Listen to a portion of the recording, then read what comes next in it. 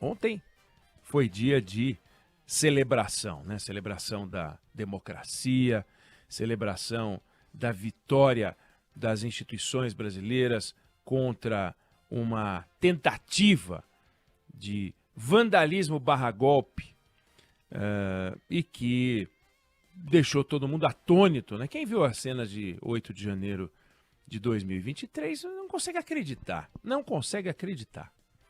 Era o espanto geral de todo mundo, nosso, né? Acompanhando, eu digo nosso, como os jornalistas que participaram daquela transmissão, né? Da narração, e de todo mundo que acompanhou, atônito. O que está acontecendo? Dá para avaliar o episódio de várias formas. Dá para avaliar a celebração de ontem de várias formas também. No episódio que completou um ano ontem, é um episódio que teria sido evitado se a polícia, ou se as autoridades policiais, tivessem levado a sério todas as comunicações, ou uma parte das comunicações a que tiveram acesso. E se colocassem 3, 4 blindados ali, uma cavalaria e blocos grandes de concreto que eles têm disponível, leva com trator, não teria acontecido o que aconteceu. Não teria acontecido o que aconteceu. Não havia uma organização suficiente para enfrentar uma estrutura policial minimamente organizada. Agora, totalmente desorganizada, aí não tem jeito. Aí não tem condições. Lição número 1, segurança pública, dê a quem possa desafiá-lo, administrador da segurança pública, a certeza de que ele vai levar a pior, se resolver ir em frente. Não pode ter a ilusão de que dá para enfrentar. Se tiver a ilusão de que dá para enfrentar, vai ganhar, porque são sempre milhares de pessoas contra um número menor. Então a autoridade se segura no uniforme e no recado. Ó, não vem porque eu tenho a força do meu lado. Não vem.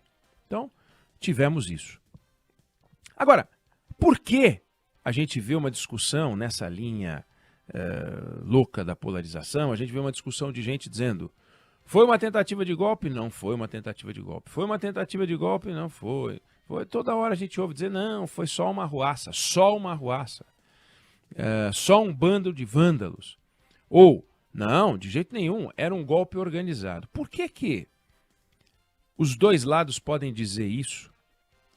E não dá para dizer com absoluta certeza que tudo que cada um desses lados diz está errado. Por quê? Porque quando você tem um golpe, ou quando você tem uma sequência de eventos que vai até o seu desfecho, você tem o começo, o meio e o fim. Então você consegue contar a história. 1964. Você tem... Não vamos simplificar, né? Se a gente quiser voltar a 1961, 62, a gente pode, para contar 64, mas 64. 13 de março, comício da Central do Brasil, João Goulart, ali foi uma data importante. Mas digamos que nada acontecesse depois daquilo, e teria sido mais um desastroso momento. 19 de março, 64, Marcha da Família com Deus pela Liberdade, importante componente do processo que levou ao golpe de 64. Parasse ali e você teria uma sequência de episódios que começou no dia 13 de março, com o discurso no comício da Central do Brasil, aí então 19 de março, tal. 31 de março, aí começa. O general Olímpio Mourão, comandante da 4ª Região Militar, marcha rumo ao Rio de Janeiro. Mas ainda assim não daria para dizer que o golpe seria concluído. Mas 2 de abril, o senador Auro de Moura declara vaga à presidência da República. Então, e 9 de abril, o AI1. Quando vem o ato institucional número 1, aí começa. Aí realmente encerrou o processo, que começa no 13 de março, digamos assim, no comício, e vai até o 9 de abril. Simplificando, eu não estou aqui querendo ser rigoroso nos fatos históricos, porque a gente teria que voltar, talvez para 54, para poder explicar 1964, mas eu não quero entrar nisso. Só quero dizer que uma história com começo, meio e fim, sendo o começo, eu estou arbitrando, no 13 de março de 64, no comício da Central, e o fim no 9 de abril, quando vem um ato institucional que estabelece a cassação de mandatos de políticos, o afastamento de servidores públicos, a eleição indireta, a definição de Castelo Branco. Você tem ali, portanto, uma história com começo, meio e fim.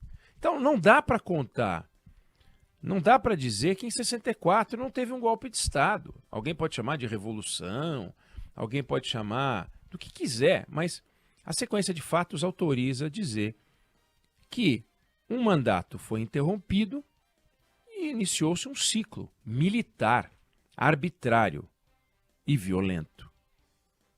Não há dúvida disso. E assim a gente pode falar de 1930, e assim a gente pode falar de Cuba em 59, e assim a gente pode falar no início da Primeira Guerra Mundial, da Segunda Guerra Mundial, sequência de fatos que acaba estabelecendo um desfecho. O ataque terrorista do Hamas, desencadeando a guerra no Oriente Médio, a invasão e os ataques da Rússia contra a Ucrânia, estabelecendo a guerra na Ucrânia, e assim a gente poderia citar vários episódios, que tem começo, meio, não digo que tem um fim, mas você entende o que está acontecendo. Já o episódio, ou a sequência de episódios do dia 8 de janeiro de 2023, constitui um esboço e não uma história, um quadro acabado, é um esboço. Desenhou-se algo, mas não se pintou com óleo sobre tela. Desenhou-se algo. Rabiscos de algo aqui, rabiscos de algo ali, que começam em declarações e desafios, como por exemplo, de Jair Bolsonaro no 7 de setembro anterior, uma loucura, né, do 7 de setembro, num dos 7 de setembro lá, que ele fez um discurso agressivíssimo contra Alexandre de Moraes, quando o ex-presidente Michel Temer entrou atuando como um pacificador. Os acampamentos em área de segurança nacional, por que não foram retirados de lá os acampamentos em área de segurança nacional? Não deveria permitir. Imagina se tivesse um acampamento do MST naqueles lugares, iam ser retirados de lá. No entanto, os acampamentos com verde e amarelo foram mantidos. Então você vai tendo episódios isolados, a mobilização, o uso das redes sociais de forma hostil, o uso criminoso das redes mesmo, das convocações, das fake news e o diabo todo. E você vai construindo um esboço. Só que o inquérito do Supremo Tribunal Federal, e eu não vou entrar aqui no mérito de que não deveria o Supremo Tribunal Federal virar uma delegacia de polícia, como virou, investigando coisas que deveriam estar sendo investigadas em outras esferas, mas não vem ao caso agora, já falamos muito sobre isso aqui. O desafio do Supremo vai ser contar uma história com começo, meio e fim, num esboço. E como é um esboço, vai ser difícil. Ele vai achar, já achou, os vândalos. Identificou vândalos. O cara que quebrou isso, o cara que quebrou aquilo, o cara que destruiu isso, o cara que destruiu aquilo. Todos eles vão sendo condenados. Agora a ideia é achar financiadores. Mas são financiadores, não financiadores, os financiadores do golpe de Estado. Senão vai ter que achar, vai chegar a estruturas financeiras enormes, né, para financiar um golpe de Estado. Não, vai achar o cara que pagou 10 ônibus, outro que pagou 20 ônibus. São financiadores? São. Estão por trás daquilo? Estão. Mas constituem uma estrutura organizada com comando político, comando militar, comando armado, né? Será? Será que tivemos isso? A gente não sabe. Por quê? Porque não tem a sequência. Ainda bem. E aí a gente vai para o ainda bem. O que aconteceu em 8 de janeiro de 2023 é que as instituições agiram de uma forma sábia e pronta. E com a reação sábia e pronta das instituições, aquilo que talvez pudesse constituir um caldo de cultura e não constituiu um caldo de cultura, talvez tenha desanimado um Olímpio Mourão desses da vida, um Auro de Moura desses da vida, uma sequência de fatos que simplesmente não aconteceram e não aconteceriam, a não ser que as condições fossem criadas, e as condições não foram criadas. Dá para dizer que havia uma organização tão feroz quanto a de 64? Provavelmente não. É pouco provável. E o inquérito do Supremo vai ter essa dificuldade.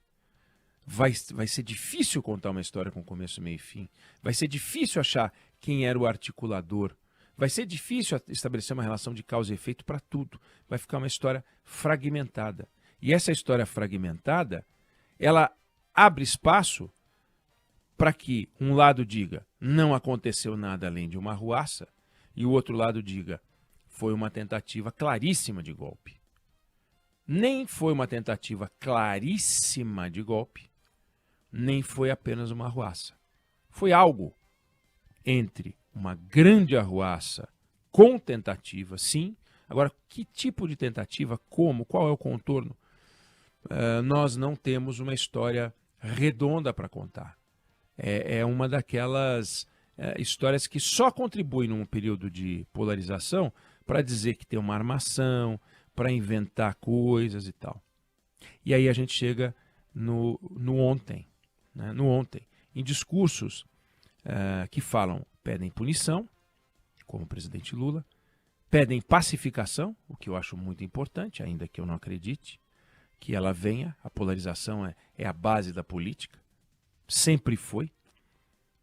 Parece até que a gente está inventando um ambiente em que a gente sai de um ambiente calmo. Quem acompanhou a eleição de 1989 sabe que tudo que se debatia ali era pancadaria menos ideia. Ficou mais radical? Ficou mais radical. Mas dizer que o mundo era racional e agora virou pele? Não. Pacificação, fundamental. Punição, vital, tem que continuar. E um outro ponto que foi motivo de alguns discursos é a discussão sobre a regulação das Big Techs, que não tem uma ligação direta com o episódio de 8 de janeiro, mas que está por trás disso, quando se fala de fake news, quando se fala desse espalhar de informações fraudulentas, né, sobre as quais a gente vai voltar a falar, porque é muito importante. A gente tem que, sim, organizar a sociedade, sim, impedir a circulação de fake news, mas não, nunca, jamais comprometer a liberdade das pessoas. Esse equilíbrio é um grande desafio. A gente volta a esse tema e a gente volta a falar sobre isso, não hoje. Hoje eu queria chamar a atenção para, posto que se tratava de um esboço, posto que 8 de janeiro não é uma história com começo, meio e fim, ainda bem, abre-se um espaço para que A e B tenham versões completamente diferentes sobre o que aconteceu ali, ao contrário de 1930, ao contrário de 64. Felizmente, a história ali ficou pela metade. Não sei se você concorda ou discorda, mas essa é a opinião que eu tenho sobre o assunto.